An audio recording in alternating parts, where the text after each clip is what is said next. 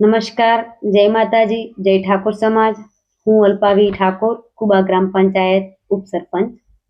આજે આપણે એવી યોજનાની વાત કરવાની છે કે જે યોજના અંતર્ગત ગરીબ મધ્યમ વર્ગ અને જે પોતાનું આજીવિકા એટલે કે પોતાનું પેટીયું રળી શકતા નથી તેવા લોકોને સરકાર દ્વારા લાભ મળે છે, મતલબ કે કામ કરવાનો અધિકાર મળે છે। એવી યોજનાની આપણે આજે વાત કરીશું। તો આ યોજના ભારત સરકાર અને ગુજરાત સરકાર દ્વારા ચાલતી યોજના એટલે કે મહાત્મા ગાંધી રાષ્ટ્રીય ગ્રામીણ રોજગાર ગેરંટી યોજના। આ કોઈ યોજના નથી, આ એક એક્ટ છે। આ યોજના એટલે કે એમજી નરેગા, હાલમાં આ યોજનાનું નામ બદલવામાં આવ્યું છે, જેને વિકસિત ભારત રોજગાર અને આજીવિકા મિશન એટલે કે ગ્રામીણ યોજના। હાલમાં 2025માં સરકારશ્રી દ્વારા આ યોજનાનું નામ જી રાખવામાં આવ્યું છે અને આ યોજના એ સૌથી સફળ યોજના છે।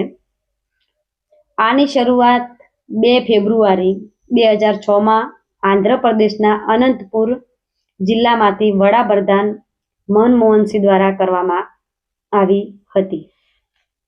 આ યોજનાનો હેતુ શું છે? તો આ યોજનાનો હેતુ કામ માંગવાનો અધિકાર અને અમલ કરવાનો છે। આ યોજના અંતર્ગત ગ્રામીણ વિસ્તારોમાં દરેક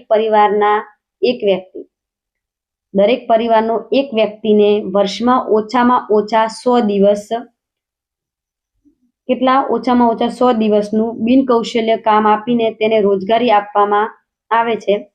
હાલમાં જી યોજના હેઠળ 125 દિવસ કરવામાં આવ્યા છે।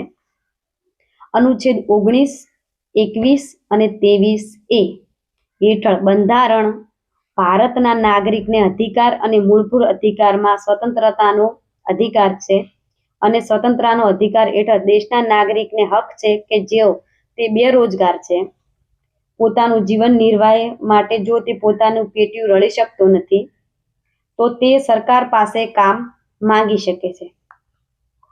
19, 21 અને 23A હેઠળ બંધારણે રાજ્ય સરકારને નિર્દેશ કરે છે કે જ્યાં દેશનું નાગરિક પોતાની આજીવિકા નિર્વાહ થાય એટલું પણ મેળવી શકતો નથી એટલે કે કમાઈ શકતો નથી, તો એવા સંજોગોમાં દેશના નાગરિકને સરકારશ્રી દ્વારા કામ આપવાનું રહેશે। કેવા પ્રકારના કામો? તો કે હાથ, પગ અને કદાળી પાવડાથી થઈ શકે તેવું। 2009માં 2 ઓક્ટોબરથી આ યોજનાનું નામ એમજી નરેગા રાખવામાં આવ્યું। આના પહેલા આ યોજનાનું નામ national rural employment guarantee act હતું।